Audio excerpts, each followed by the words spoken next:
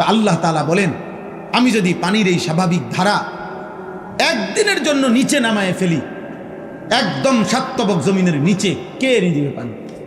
কোন ভোরে, ইন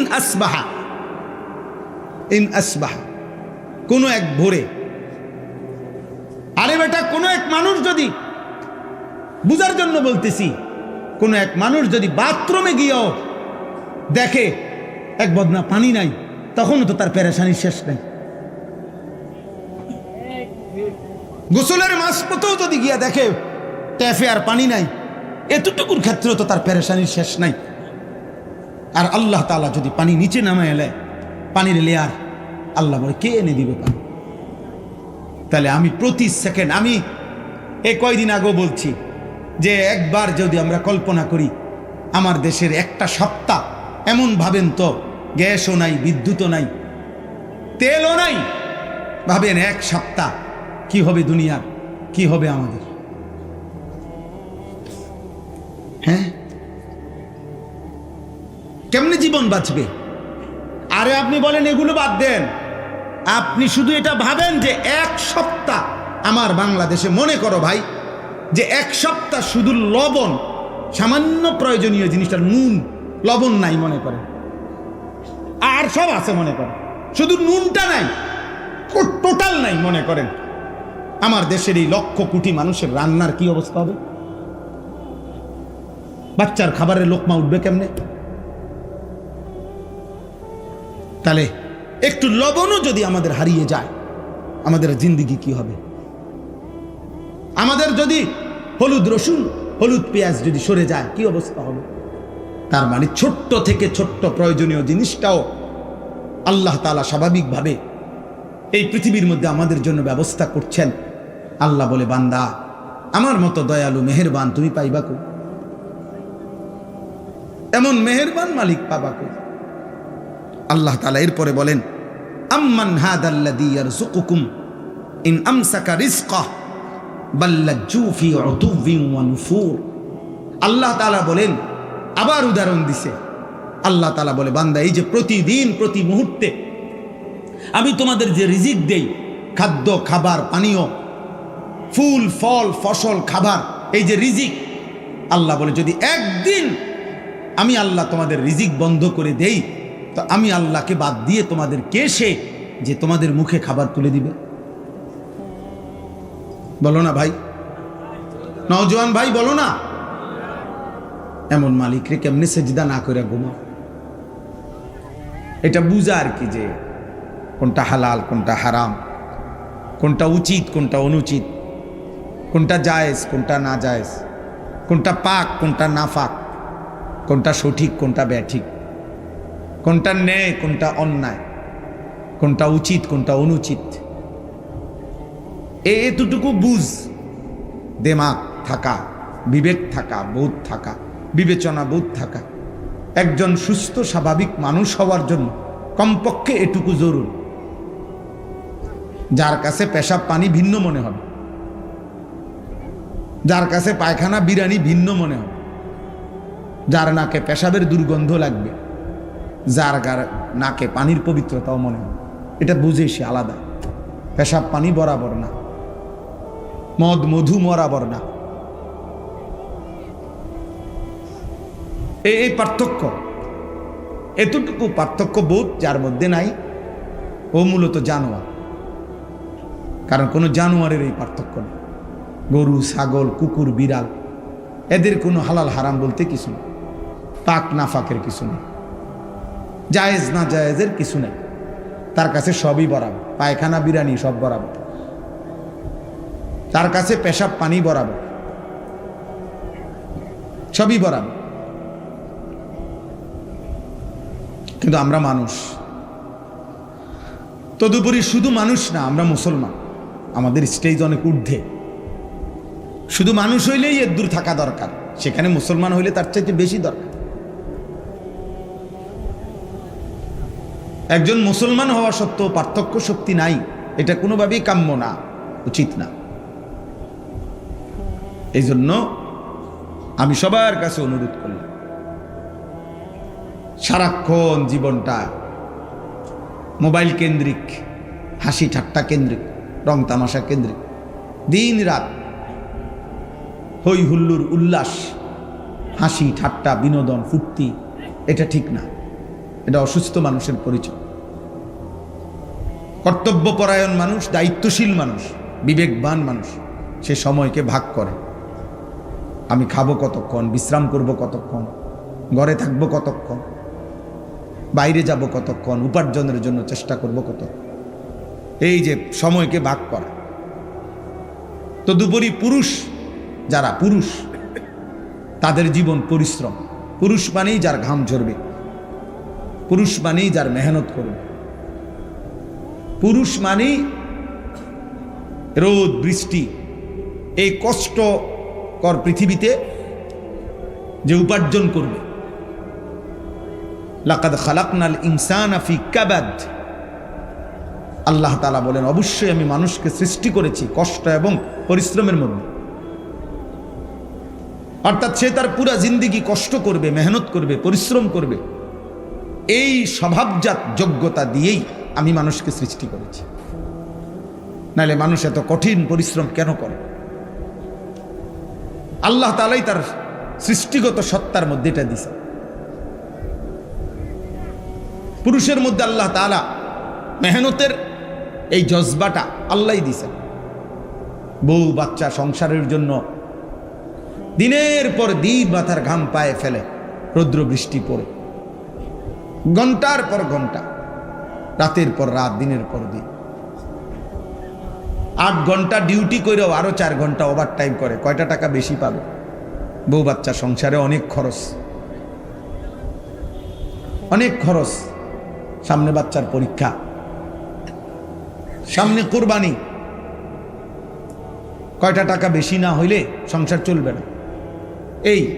এই যে মানসিকতা, ফলে পুরুষ বেচারা আর ঘুমাইতে পারে না, অপশন নিতে পারে না। উপার্জনের নেশা, আরেকটু বাড়াইবার নেশা তারে ঘুম থেকে উঠায় দেয়, ঘর থেকে বের করে দেয়।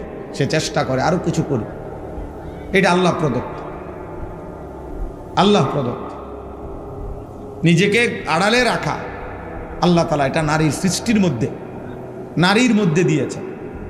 নিজেকে বাইরের পৃথিবীতে ছড়িয়ে দেওয়া এটা আল্লাহ পুরুষের স্বভাবের মধ্যে দিয়েছে, পুরুষের স্বভাব। কুল হুয়াল্লাযী যারাআকুম ফিল আরদ ওয়া ইলাইহি তুহশারুন। আল্লাহ বলেন, হে নবী আপনি বলে দেন আল্লাহই তোমাদেরকে বিশ্বময়, পৃথিবীময় ছড়িয়ে দিয়েছেন। ওয়া ইলাইহি তুহশারুন, আবার তিনি যেভাবে সারা পৃথিবী ছড়িয়ে দিয়েছেন, তিনি আবার তার কাছেই আবার তোমাদের সবাইকে একত্র করা হবে হাসরের মাঠে। সব ভাষাভাষী, সব বর্ণের, সব গোত্রের সবাইকে আল্লাহ তাআলা আবার এক মাঠে একসাথে জমা করে দিবেন, জমা করে নেবেন। আল্লাহ তাআলা কোরআনুল কারীমের জন্য এটা বলছে, ফাইযা কুদিয়াতিস সালাহ ফান্তাশিরু ফিল আরদ। পুরুষদেরকে বলছে নামাজ পড়ো, নামাজ শেষে জমিনে ছড়িয়ে পড়ো। ওয়াবতাগু মিন ফাদলিল্লাহ, আল্লাহর দেওয়া রিজিক তালাশ করো, রিজিক তালাশ করো। ওয়াদকুরুল্লাহ কাসীরা, সাথে আল্লাহকে বেশি বেশি স্মরণ করো। লাআল্লাকুম তুফলিহুন, তাহলেই তুমি সফল হবে, কামিয়াব হবে, জান্নাতি হবে। সুবহানাল্লাহ। হুয়াল্লাযী জাআলা লাকুমুল আরদা দালুলান ফামশু ফি মানাকিবিহা ওয়া কুলু মির রিজকিহি ওয়া ইলাইহিন নুশুর। আল্লাহ তাআলা বলেন, আল্লাহই তোমাদের জন্য এই জমিনকে তোমাদের অধীন করে দিয়েছেন। অতঃপর তিনি বলতেছেন তোমরা তার জমিনের যত্রতত্র যেখানে মন চায় চলো, হাঁটো, ভ্রমণ করো, ঘুরো, উপার্জনের জন্য, কামাই রোজগারির জন্য যেখানে সুবিধা হয় ওইখানে যাও। দেশে থাকো, ভাল লাগতেছে থাকো, বিদেশ যাইবা যাও, গ্রামে থাকবা থাকো, শহরে যাইবা শহরে যাও। আল্লাহ বলে সব জমিন আমার, গোটা পৃথিবী আমার। ফামশু ফি মানাকিবিহা, জমিনের রন্ধ্রে রন্ধ্রে, গলিতে গলিতে তুমি ছড়িয়ে পড়ো, হাঁটো, ভ্রমণ করো, যাও। ওয়াকুলু মির রিজকি, এবং যেখানেই থাকো সেখান থেকে রিজিক তালাশ করে, উপার্জন করে আমার দেওয়া রিজিক খাও, কোনো অসুবিধা নাই। শুধু বান্দা মনে রেখো ওয়া ইলাইহিন নুশুর, যেখানেই থাকো, শহরে কিংবা গ্রামে, দেশে কিংবা প্রবাসে, শুধু মনে রেখো আমি আল্লাহর কাছে ফিরতে হবে। কার কাছে ফিরতে হবে? আল্লাহর কাছে ফিরতে। ওই যে আমার ফারুক ভাই আসছে, যে কত বছর আজকে বিদেশ? 21 বছর। এই হঠাৎ এখন দেখা হয়েছে, এখন এইমাত্র দেখছি আজকে 21 বছর মদিনা শরীফ। বদরের যুদ্ধ যেখানে হয়েছে, রাসূলুল্লাহ সাল্লাল্লাহু আলাইহি সাল্লামের আমলে ওই খেলা থাকে ওই এলাকায়। আমরা গত বছর হজ্জের সফরে আমাদের অনেক মেহমানদারি করছি, আলহামদুলিল্লাহ। তো আজ 21 বছর, আল্লাহ বলছে কোনো অসুবিধা নেই, জমিন পুরাটাই আমার, সৌদি আরবও আমার, বাংলাদেশও আমার, আমেরিকাও আমার, এটাও আমার, আমার জমিন আমি দিলাম, যাও। ওয়া ইলাইহিন নুশুর, শুধু এতটুকু মনে রেখো আমার কাছে ফিরতে হবে, আমার কাছে আসতে হবে বান্দা। ওয়া ইলাইহি তুহশারুন, আল্লাহর কাছে তোমাদেরকে জমা হইতে হবে। এই জন্য তোমরা নওজোয়ান, স্বাভাবিকভাবেই আমরা পুরুষ, জীবন আমাদের কষ্টের, জীবন আমাদের সংগ্রামের, জীবন আমাদের মেহনতের, জীবন পরিশ্রমের। পুরুষ মানুষ অথচ গাফেল, চুল নিয়ে ব্যস্ত। কসম খোদার, এটা নারীর স্বভাব। খোদার কসম, তোর ভিতরে নারীর স্বভাব। তুই কাপুরুষ, বুজদিল, ভীরু, কাপুরুষ, পুরুষ সম্প্রদায়ের অযোগ্য। পুরুষ মানুষ সারাদিন মোবাইল টিপে, অবসর, বিনোদন, মানে কোনো কাম করে না 8 ঘন্টা 10 ঘন্টা। এটা একেবারেই অপদার্থ, এটা আপাদমস্তক এই সমাজের বোঝা, এই জাতির জন্য এটা বোঝা, এটা একটা আবর্জনা, ডাস্টবিনে ফেলে দেওয়ার মতো ছেলে। পরে ধাক্কা দিয়ে এই সমাজ থেকে বের করে দেওয়া উচিত। এমন অলস, এমন অকর্মণ্য। পুরুষ মানেই কঠিন মাটি ভেদ করে উপার্জন করবে, পুরুষ মানেই পাহাড়ের চূড়ায় উঠবে, পুরুষ মানেই যত ভারী হোক, যত কঠিন হোক, কষ্টের শেষটাও করে রিজিক তালাশ করবে। এই জন্য আল্লাহ তাআলা পুরুষকে বানাইছে। আমাদের শরীরের অঙ্গ আর নারীর শরীরের অঙ্গের ভিন্নতা আছে। বিজ্ঞানীদের গবেষণাও এটা, একেবারে সকল কিছু, শরীরের তাপমাত্রা, শরীরের ধারণ ক্ষমতা, শরীরের ভিতরের সমস্ত অঙ্গ প্রত্যঙ্গের মধ্যে একেবারে নারী পুরুষের সকল অঙ্গে ভিন্নতা আছে। এ দেখতে হাত পাও মনে হইল, সব কিছুর মধ্যে ভিন্নতা আছে। ভিন্নতা আল্লাহ তাআলা ভিন্নভাবে বানাইছে। নারীর দেহে এক ধরনের ধারণ ক্ষমতা, পুরুষের দেহে আরেক ধরনের ধারণ ক্ষমতা। এই জন্য দোস্ত, কথার প্রসঙ্গে আমি এটা প্রথম বলে নিলাম, এটা প্রথম বলে নিলাম।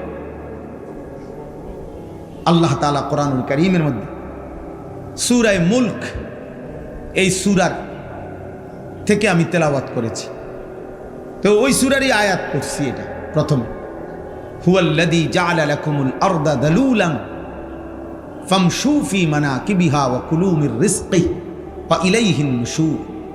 আল্লাহ তাআলা বলেন, মনে রেখো আমি আল্লাহ এই জমিন পুরাটা আমি দিলাম যালুলান, তোমাদের অধীনস্থ করে, তোমাদের ব্যবহারের উপযোগী করে আমি দিছি। মাটির দিকে তাকায় দেখো, যেভাবে মাটিটা রাখলে তুমি হাঁটতে পারবা আরামদায়কভাবে, দৌড়তে পারবা, আমি ওভাবে বানাইছি। যেভাবে মাটিটা বানাইলে তোমার ক্ষেত, ফসল, ফুল, ফল উৎপন্ন হবে, ওভাবে বানাইছি। যেভাবে মাটিটা বানাইলে তোমার ঘর, দালান, বিল্ডিং তুমি খুঁটি গাঁথতে পারবা, এভাবে বানাইছি। পানির মতো বানাই নাই, তাহলে মাটি হবে কেমনে? আবার ফোমের মতো এমন নরম বানাই নাই, তাহলে স্থির হইয়া দাঁড়াইবা কেমনে, দৌড়বা কেমনে, হাঁটবা কেমনে? পাথরের মতো শক্ত বানাই নাই, তাইলে ফসল উৎপন্ন করবা কেমনে? তোমার ঘর দুয়ারের খুঁটি গাড়বা কেন? সুবহানাল্লাহ, তাফসিরে আছে এই কথা। আল্লাহ তাআলা বলেন আমি জালুল, অধীন করে বানিয়েছি। যেমনে বানাইলে তোমার এই তিনটা বিষয়, এক, এই জমিনে তোমাকে হাঁটতে হয়, দৌড়তে হয়, আমি ওই উপযোগী করে বানাইছি। দুই, এই জমিন থেকে প্রতিনিয়ত তোমার খাবার, খাদ্য, ফসল, ফুল, ফল উৎপন্ন হয়, ওই উপযোগী করে বানাইছি।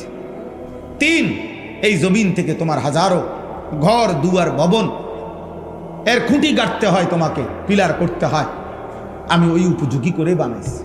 আলাম নাজআলিল আরদা মিহাদা, আল্লাহ তাআলা বলে বান্দা দেখো না, আমি তোমাদের জন্য জমিনটা বিছানার মতো বানায় দিছি।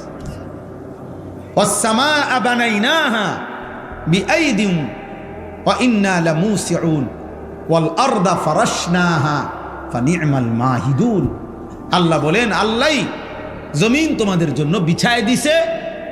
তো এরপরে আল্লাহ নিজেই বলছে দেখো আল্লাহ যে বিছাইলো কেমন সুন্দর হলো, ফানি'মাল মাহিদুন, আল্লাহর বিছানাটা কেমন সুন্দর দেখো। আমরা এখানে যে কয়জন মানুষ বসছি এখানে এখন এটুকু মাটিতে, এই মানুষগুলোরে যদি চেয়ার দিয়া চৌকি